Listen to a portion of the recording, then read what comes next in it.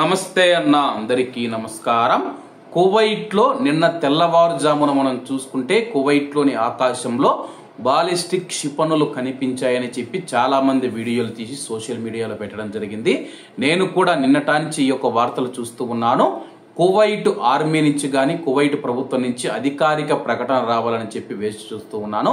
అలాగే Kuwait army దీనికి సంబంధించి కీలక ప్రకటన చేసింది.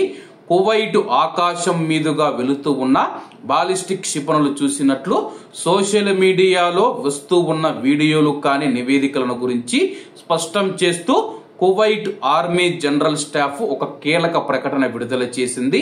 ఆ ప్రకటన ప్రకారం క్షిపణులు చాలా ఎత్తులో ఎగురుతూ ఉన్నాయని, కువైట్ దేశం యొక్క గగనతలం బయట ఉన్నాయని చెప్పి కువైట్ ఆర్మీ ప్రకటించింది.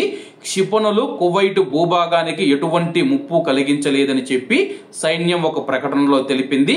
మరియు కువైట్ లోని ప్రజలు ఎవరు భయపడవలసిన అవసరం లేదు, ఆందోళన చెందాల్సిన అవసరం లేదని చెప్పి కువైట్ ఆర్మీ కువైట్ లోని కువైటీ పౌరులకు ప్రవాసులకు హామీ ఇచ్చింది.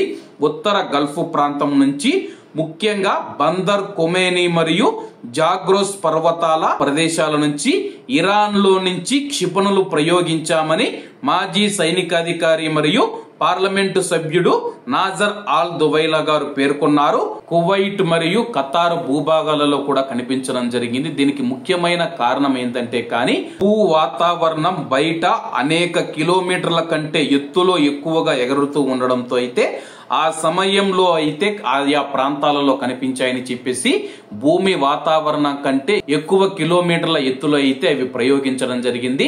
దీనివల్ల కువైట్ మరియు ఖతార్ గాని ఇతర దేశాలలో ఆ యొక్క క్షిపణులు కనిపించాయని చెప్పేసి కువైట్ గగనతలం కంటే ఎక్కువ ఎత్తులో ఎగిరాయి.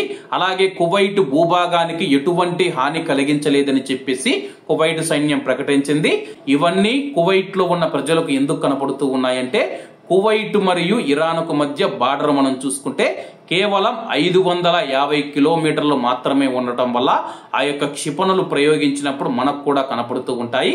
కాబట్టి కువైట్ లో ఉన్న భారతీయులు ఎవరైనా ఈ క్షిపణులను కానీ మీరు చూసి ఉంటే తప్పకుండా కామెంట్ చేయండి.